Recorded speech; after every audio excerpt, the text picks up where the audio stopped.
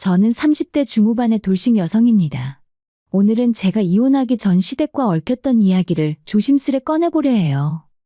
감히 도와준 은혜도 모르고 제 위에 군림하려 했던 시어머니에게 단단히 한 방 먹였던 그날의 일과 참교육이라는 게 괜히 생긴 말은 아니라는 걸 보여줬던 경험이죠. 평소 사연을 들려주는 다른 분들 이야기를 듣다 보면 이게 진짜 현실일까 싶기도 하잖아요. 그런데 제 얘기도 빠질 수 없을 것 같아서 이렇게 적어봅니다. 사실 저는 시댁 식구들이 그나마 정상인 줄 알았어요. 다른 이야기들처럼 막장이거나 무개념인 사람들은 아니라 다행이라고 생각했죠. 그런데 사람 속은 겪어보지 않으면 모르는 일이더라고요. 겉으로는 점잖고 상식적인 줄 알았던 시어머니가 알고 보니 배은망덕하고 자기중심적인 사람이었을 줄은 정말 상상도 못했어요. 한때 우리 친정집에서 시어머니의 어려운 사정을 알고 조용히 도움을 준 적이 있었습니다. 그런데 그 고마움은 온데간데 없고 오히려 저를 집에서 내쫓으려 들더군요. 결국 본인이 뿌린 대로 거둬들였고 인생의 쓴맛을 톡톡히 보는 중입니다. 제 남편이요? 그 어머니의 아들답게 남편도 별반 다르지 않았어요. 그래서 저는 미련 없이 그 두 사람을 제 인생에서 정리했습니다. 예전에는 참고 견디며 사는 것이 미덕인 시대였을지도 모르죠. 하지만 요즘은 그런 세상이 아니잖아요. 여자라도 충분히 능력도 있고 혼자서도 충분히 살 수 있는데 왜 무개념 시댁을 감당하면서 살아야 하나요? 요즘 들어 더욱 절실히 느끼는 건 제가 인생에서 가장 잘한 일은 그 인간과 이혼한 것이라는 점입니다. 결혼은 내 인생에서 가장 큰 실수였지만 이혼은 제일 잘한 결정이었어요. 무슨 일이 있었기에 이렇게 말하냐고요? 이제 그 이야기를 하나씩 꺼내보겠습니다. 남편과 저는 지인을 통해 처음 알게 되었어요. 그는 첫눈에 저에게 반했다고 하더군요. 적극적으로 표현하는 모습이 부담스럽지 않고 오히려 매너 있고 당당해 보이는 모습에서 호감이 갔습니다. 저 역시 그런 타입의 사람을 좋아하거든요. 마음을 숨기지 않고 표현하는 사람이요. 연애는 약 2년 정도 꽤 달콤하게 이어졌습니다. 그러다 자연스레 결혼까지 이어졌죠. 저희는 비교적 나이가 들어서 늦게 만난 편이었고 남편은 연애 초반부터 빨리 결혼하자고 재촉했지만 저는 조심스러웠습니다. 결혼은 인생의 가장 큰 선택이니까요. 그래서 최대한 천천히 알아가고 싶었어요. 그래도 결국 결혼을 결심한 건 그가 저를 존중해준다고 느꼈기 때문이었어요. 그 나이의 남자라면 안정을 빨리 추구하고 싶었을 텐데 저를 이해하고 기다려주더라고요. 이런 사람이라면 평생을 함께해도 되겠다 싶었죠. 하지만 결혼하고 나서야 알게 됐습니다. 사람은 결혼 전과 후가 다르다는 말을 그땐 왜 그렇게 우습게 들었는지 모르겠어요. 사랑에 눈이 멀어 있었던 저는 그가 결혼하자마자 변할 거라고는 상상도 못했어요. 그런 낌새는 결혼 1년쯤 지나서부터 조금씩 드러났습니다. 남편의 부모님 쪽 사업이 어려워졌고 시댁에서는 제게 도움을 요청하기 시작했죠. 시어머니는 결혼 전부터 작은 중소기업 회사를 운영하고 있었고 그 회사에서 남편도 함께 일을 하고 있었습니다. 그리고 그 회사의 재정이 기울기 시작하자 남편은 제게 친정에 도움을 요청했어요. 저희 친정은 꽤 탄탄한 편이었습니다. 아버지는 땅과 건물을 여러 개 소유하고 계셨고 자녀들에게 물려주실 계획도 있었죠. 그걸 남편은 결혼하기 전부터 알고 있었고 그걸로 자신의 어머니를 도와달라고 말했습니다. 심지어 본인이 아니라 제가 직접 부모님께 말씀드리는 게 좋을 것 같다며 부탁을 하더군요. 참 난감했어요. 도와드리고 싶지 않은 건 아니지만 부모님의 재산을 제 멋대로 할 수 있는 입장도 아니고 생각할 시간이 필요했습니다. 그렇게 고민하던 어느 날 시어머니가 직접 저희 집에 찾아왔어요. 그리고는 미안하다며 고개를 숙였죠. 시어머니의 태도를 보니 본심은 우리 집에 도움을 원하지 않는 것 같았습니다. 남편은 제게 장인어른의 도움이 필요하다고 말했지만 시어머니는 사돈께 그렇게까지 하긴 싫다며 괜히 저한테 부담을 준 것 같아 미안하다고 했죠. 아들한테 얘기 다 들었어. 사돈께 도움을 구하자고 했다며? 내가 말하지 말라고 했는데 우리 아들이 괜히 속상해서 그런 소리를 한 것 같아. 너한테 괜한 부담을 줘서 어쩌니? 그 말을 들으며 저는 대답했어요. 아니에요. 남도 아니고 어머님 일이잖아요. 당연히 제가 알고 있어야죠. 그러자 시어머니는 제 손을 살며시 잡으며 웃었어요. 그렇게 말해줘서 고맙다. 그래도 이건 내 일이지 사돈께 말씀드릴 일은 아니야. 한두 푼도 아닌데 어떻게 도와달라고 하겠니? 나는 괜찮아. 괜히 너희 부모님 마음만 안 좋게 하지 말고 그냥 잊어버려.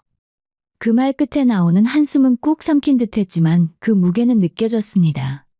구체적인 상황이 어떤지는 몰랐지만 회사 사정이 정말 심각하다는 건 충분히 알 수 있었어요.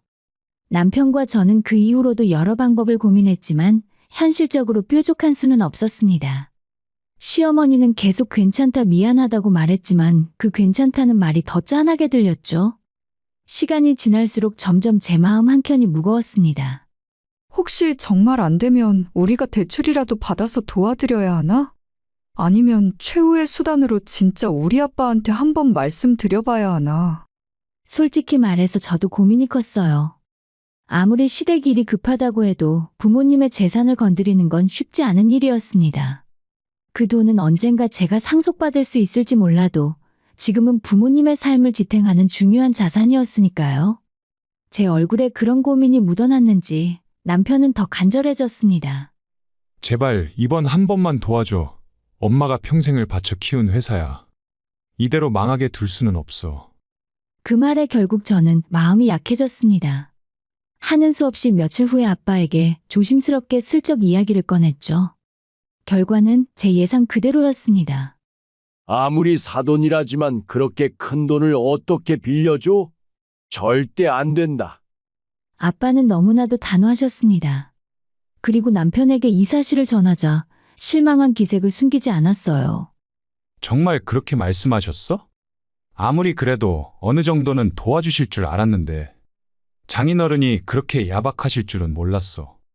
남편은 이제 본인이 직접 찾아뵙고 부탁을 해보겠다고 했습니다. 저는 그걸 말렸어요. 아빠는 돈 문제에 있어서는 누구보다 철저한 분이었고 그걸 남편은 잘 몰랐던 거죠. 아빠는 평소에도 공과 사를 철저히 구분하는 분이셨습니다. 돈 거래는 가족 사이에서도 절대 하지 않는 주의였어요. 딸인 저에게조차 예외는 없었고 늘 이런 말씀을 하시곤 했죠. 자식이든 뭐든 내 노후 자금은 내가 쓸 거다. 나중에 네가 도리를 다하면 물려주겠지만 아니라면 다 사회에 기부할 거야. 처음엔 그냥 겁주는 말인 줄 알았지만 나이를 먹으며 점점 깨달았죠. 아빠는 그런 말씀을 실제로 실행에 옮기실 분이라는 걸요. 그런 아빠가 제 남편이 부탁한다고 해서 수천만 원 혹은 그 이상 되는 돈을 선뜻 내어주실 리가 없었습니다. 그건 아무리 생각해도 불가능한 일이었어요. 그런 현실을 저는 알고 있었기에 남편의 간절한 표정이 안타까우면서도 답답했습니다. 시어머니의 회사를 돕고 싶다는 마음이 없었던 건 아니에요. 하지만 도울 수 있는 현실적인 한계가 분명 존재했죠. 그날 밤에 저는 온종일 머릿속이 복잡했습니다. 망설이고 또 망설인 끝에 어렵게 아빠에게 다시 이야기를 꺼냈지만 돌아오는 대답은 예상대로 안 된다는 말뿐이었어요. 자식인 저에게조차 냉정하게 선을 긋는 분인데 사위라고 해서 특별히 다를 것도 없었죠. 괜히 남편이 상처받을까봐 걱정도 됐고 이젠 다른 방법을 찾아야겠다 싶었어요. 그런데 그 다음날 정말 믿기 어려운 일이 벌어졌습니다. 남편에게 전화가 걸려왔고 다급한 목소리로 엄마가 쓰러지셨어. 정신이 번쩍 들었습니다. 뭐라고? 갑자기 그게 무슨 말이야? 남편은 울먹이며 시어머니가 빚을 갚을 방법이 없어 수면제를 드셨다고 말했습니다. 다행히도 빨리 발견되어 병원으로 이송되었고 현재는 의식을 회복한 상태라고 하더라고요. 저는 회사에 급히 사정을 말하고 반차를 낸 뒤 병원으로 달려갔습니다. 병실에 도착하니 남편은 시어머니의 병상 옆에서 눈물을 쏟고 있었어요. 저 역시 충격이 컸지만 남편은 이미 완전히 무너진 상태였습니다. 시어머니는 위세척 후에 의식을 되찾아서 안정을 취하고 있었고 남편은 저를 밖으로 데리고 나와 지금까지의 상황을 하나하나 털어놨습니다. 직원들 밀린 월급이라도 어떻게 해보려고 했지만 이미 손쓸 수 없는 상태였다고 해요.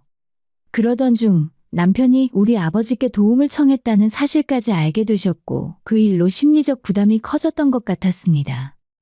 사돈에게까지 이런 민폐를 끼쳤다는 사실이 시어머니에겐 참기 힘든 자존심의 상처였나 봅니다. 모든 걸 혼자 짊어지고 가시려다 결국 그렇게 무너지고 말았던 거죠. 남편은 그 자리에서 제 앞에 무릎을 꿇었습니다. 제발 한 번만 도와줘. 당신이 말하기 어려우면 내가 직접 장인어른께 말씀드릴게. 지금 엄마가 정말 또 무슨 일을 저지를까 무서워. 회사 망하면 끝이야. 엄마에게 회사는 전부야.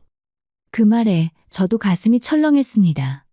정말 다시 그런 선택을 할 수도 있다는 생각에 도저히 외면할 수가 없었습니다. 그래서 다시 아빠에게 잘 말씀드려보겠다고 남편을 달랬고, 이번엔 남편과 함께 친정으로 향했습니다. 그리고 저희 부모님 앞에서 남편은 눈물까지 흘리며 무릎을 꿇고 절절하게 부탁했어요. 장인어른 장모님, 제발 한 번만 도와주십시오. 이러다 저희 어머니 정말 잘못되실지도 몰라요. 제가 어떻게든 책임지고 갚겠습니다. 은혜는 절대 잊지 않겠습니다. 저도 함께 고개를 숙이며 말했습니다. 아빠 도와주시면 안 될까요? 이번 한 번만 정말 마지막으로 부탁드려요. 엄마 아빠 노후는 저희가 책임질게요. 어머님 회사가 안정되면 조금씩이라도 꼭 갚을 수 있을 거예요. 부모님은 잠시 어떠한 말도 없으셨습니다. 특히 아빠는 한동안 아무 말 없이 고개를 떨군 채 생각에 잠기셨어요. 그러다 마침내 고개를 들고 조용히 말씀하셨습니다. 알겠다. 도와주마. 저는 순간 귀를 의심했어요. 거절하실 줄로만 알았는데 흔쾌히 도와주시겠다니. 그래, 하나뿐인 자식이 이렇게까지 부탁하는데, 게다가 사부인이 그렇게까지 힘들어 하셨다는데 돈이 아무리 중요해도 어떻게 외면하겠니?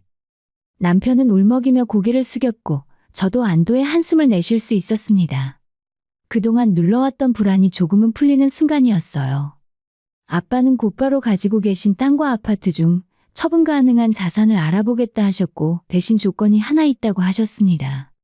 너희들 매달 원금과 이자를 갚을 수 있겠나? 남편은 당연하다며 꼭 그렇게 하겠다고 약속했습니다. 그러자 아빠는 이어 말했어요. 사부인이 빌려준 돈을 떼먹을 사람은 아니겠지만 이거 하나는 확실히 정리하고 넘어가자. 이자도 은행 대출보다 낮게 받을 테니 형편 따라 천천히 갚아라. 회사 사정 안 좋으면 원금은 나중에 일단 이자만 줘도 된다. 그 말에 남편은 고개를 깊이 숙이며 반드시 약속을 지키겠다고 했습니다. 그때 아빠는 마지막으로 의미심장한 말을 남기셨어요. 우리는 자네를 믿네. 하지만 만에 하나 충분히 갚을 수 있게 되었는데도 돈을 갚지 않는다면 그땐 어떻게 할 건가? 남편은 곧바로 대답했습니다. 그땐 장인어른께서 원하시는 대로 하셔도 됩니다. 필요하시다면 회사 지분 전부 넘기겠습니다. 제가 공동대표로 등재돼 있으니 책임지고 전부 드릴 수 있어요. 그 말에 아빠는 고개를 끄덕였고 더 이상 서류나 계약서도 없었습니다. 그저 그 자리에서의 구두로의 약속, 그것이 전부였어요. 남편은 부모님 앞에서, 제 앞에서 굳게 약속했습니다. 절대 이 은혜를 잊지 않겠다고, 반드시 책임지겠다고. 그때는 정말 그 말이 진심인 줄 알았습니다. 남편과 저는 부모님의 결정에 그저 감사할 따름이었어요. 그날 저는 우리 아빠의 또 다른 면을 보게 되었습니다. 평소 같았으면 절대 있을 수 없는 일이었는데 그렇게 자식 사정 앞에서는 한없이 부드러워지는 모습을 보니 놀라움과 동시에 따뜻함이 밀려왔습니다. 자식이 어렵다니까 별다른 조건 없이 돕겠다는 그 마음, 그게 바로 부모의 사랑이었죠. 처음엔 이자도 받지 않겠다고 하셨어요. 그냥 원금만 천천히 갚아라. 그걸로 충분하다. 하지만 남편이 언제 회사가 안정될지 장담할 수 없으니 일단은 이자만이라도 받으시라 했고 그렇게 합의가 이루어졌습니다. 그렇게 해서 아빠는 시세보다 저렴하게 땅과 아파트를 금매로 내놓으셨고 곧 매수자가 나타나서 그 돈으로 시댁을 도와주셨습니다. 그 돈으로 남편은 당장 급한 불을 끄기 시작했어요. 시어머니는 여전히 병원에서 요양 중이었고 남편이 그 자리를 대신해 회사를 돌봤습니다. 몇 달이 흐르고 위태롭던 회사는 차츰 안정을 찾아갔습니다.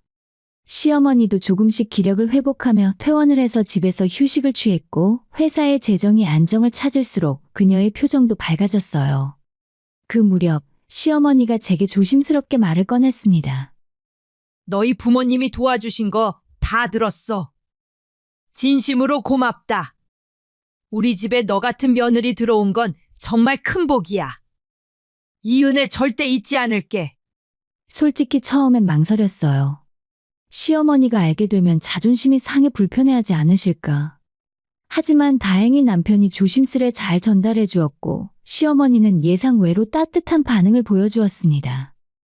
사돈께 큰 빚을 졌지만 이제 와서 어쩔 수 없잖니. 네 부모님도 네가 잘 살길 바라는 마음으로 도와주신 거겠지. 앞으로 너한테도 더 잘할게. 그 말에 저도 안심이 되었어요. 정말 이대로라면 시댁과의 관계도 조금씩 좋아지겠다는 생각이 들었거든요. 회사는 날이 갈수록 더 좋아졌고 시어머니는 마침내 회사에 복귀해 대표로서 다시 업무를 보기 시작했습니다. 분위기도 한결 활기차졌고 그동안의 위기를 무사히 넘긴 듯 보였죠. 그런데 그 무렵부터 이상한 낌새가 느껴졌습니다. 어느 날 시어머니가 타고 다니던 회사명이 법인차가 바뀌어 있었어요. 그동안은 평범한 국산 세단을 타고 다니셨는데 어느 순간부터 눈에 확 띄는 고급 외제차가 집 앞에 서 있더군요. 저 차 설마? 처음엔 제가 잘못 본 줄 알았습니다. 그런데 며칠 뒤 남편의 차도 말끔하게 바뀌어 있었어요. 그것도 결코 저렴하지 않은 수입 SUV로요. 그뿐만이 아니었어요. 두 사람의 표정에서, 말투에서, 옷차림에서 느껴지는 여유로움. 말은 없었지만 저는 직감할 수 있었습니다. 아, 회사가 확실히 살아났구나. 그리고 이제는 꽤 많이 여유가 생겼구나. 그동안은 회사 사정이 어렵다는 이유로 앞밖에 원금은커녕 이자만 겨우 드리고 있었는데 이렇게 회사가 다시 잘 돌아가고 있는 상황이라면 이제는 원금도 조금씩 갚을 수 있지 않나. 그런 생각이 들었습니다. 제 입장에서는 당연한 생각이었죠. 남편도 시어머니도 그때는 그렇게 말했잖아요. 회사 사정 좋아지면 꼭 갚겠다고, 돈을 갚는 걸 넘어 은혜까지 갚겠다고요.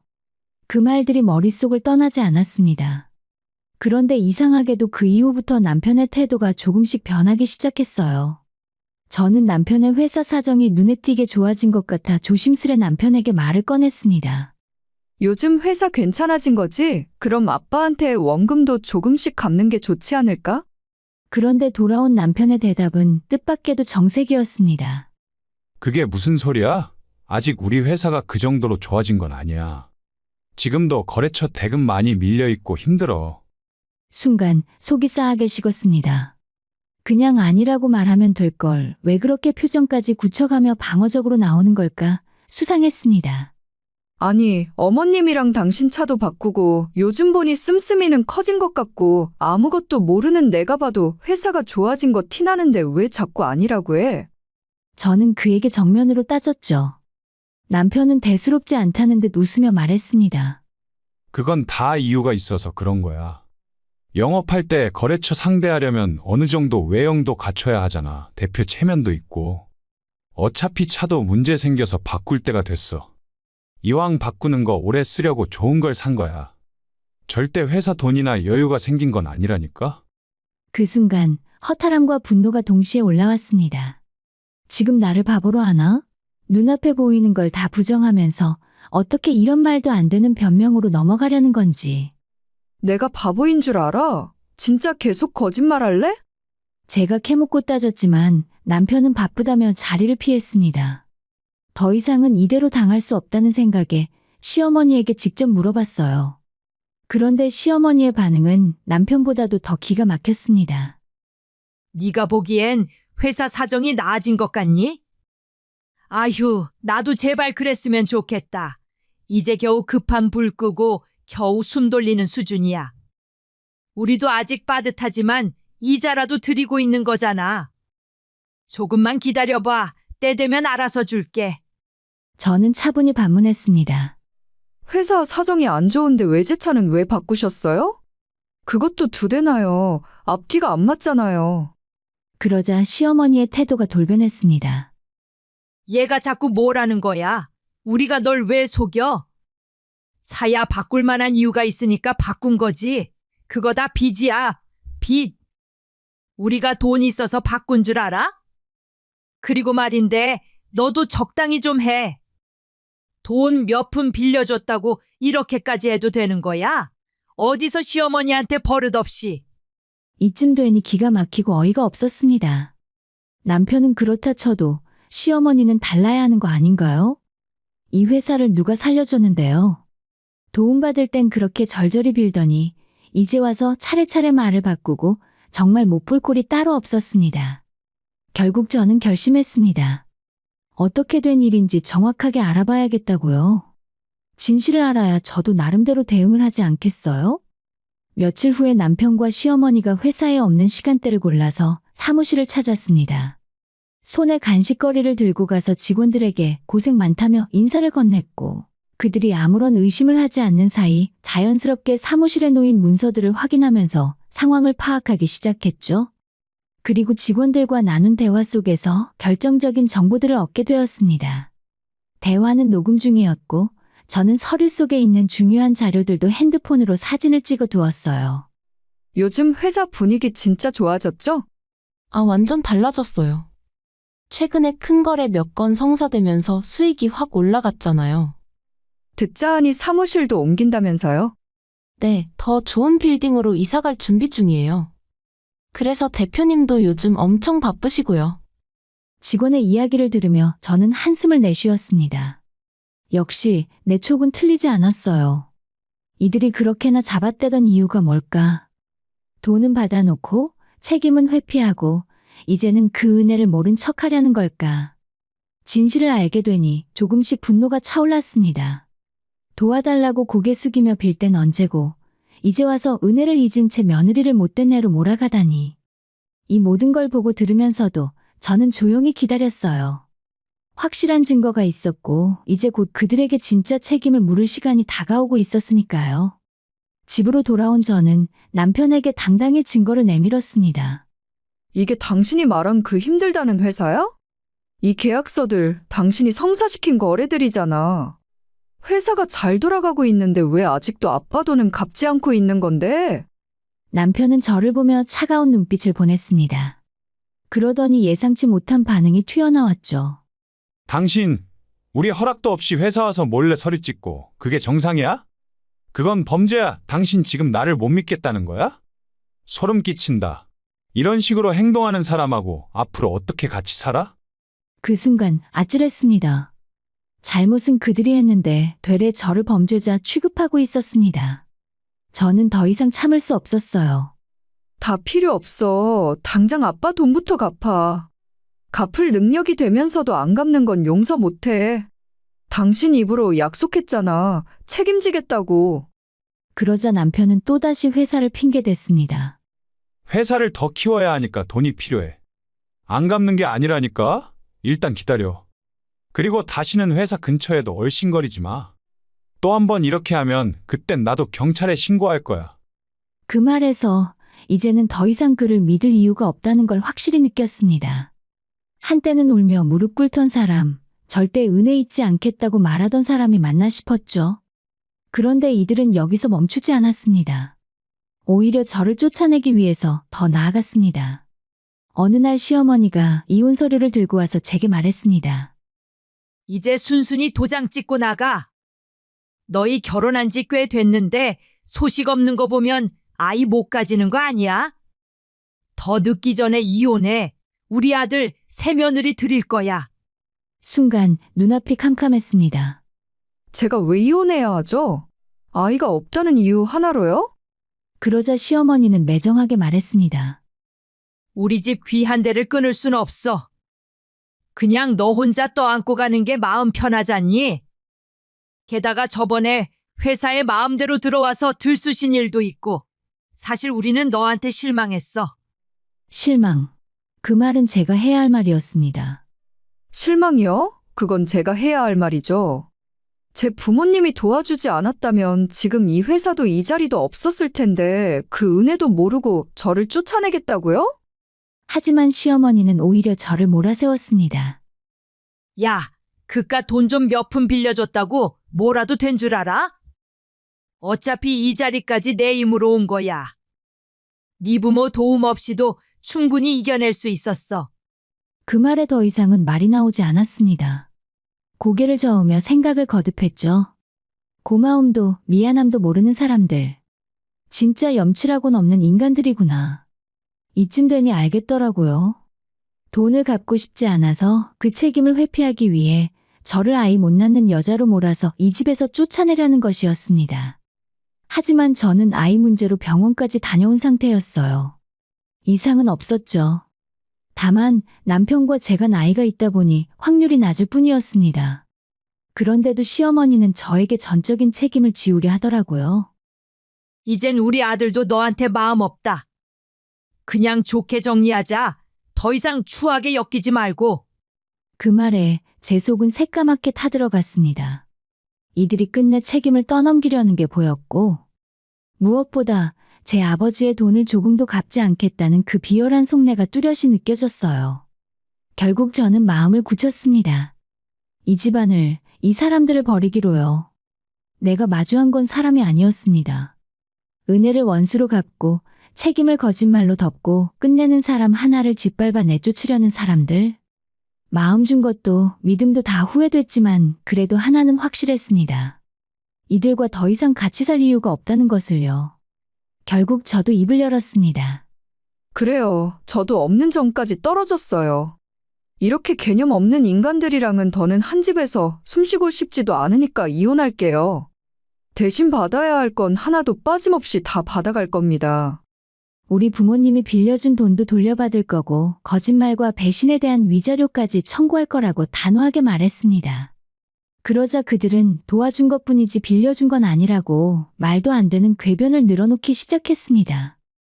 그냥 어려워 보여서 사돈지간의 호의로 도운 것뿐이지 누가 빌려달라고 했어? 그리고 차용증 서류라도 썼어? 심지어 지금까지 보내고 있던 이자에 대해서도 고마워서 그냥 챙겨드린 것뿐이라며 끝까지 돈 빌렸다는 사실을 잡아떼더군요. 그래서 저는 말했어요. 좋아, 그럼 법대로 할게요. 당신들이 우리 아빠 앞에서 했던 말, 난 똑똑히 기억하니까요. 절대 그냥 넘기지 않을 거예요. 시어머니 앞에서 말은 당당하게 했지만 마음은 복잡했습니다. 구두로 주고받은 말만으로는 내가 증명해야 할 몫이 더 크니까요. 불안하고 막막했지만 짐을 챙겨 친정으로 돌아왔습니다. 그리고 오랜만에 마주한 부모님의 얼굴 앞에서 참았던 눈물이 터지고 말았어요. 정말 너무 죄송했습니다.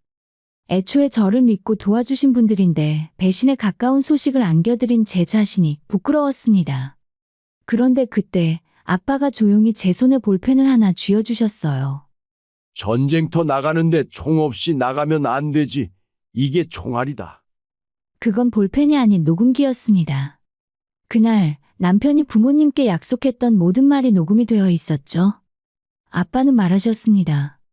그리고 혹시 몰라서 변호사를 통해 법적 자문까지 받아놨어.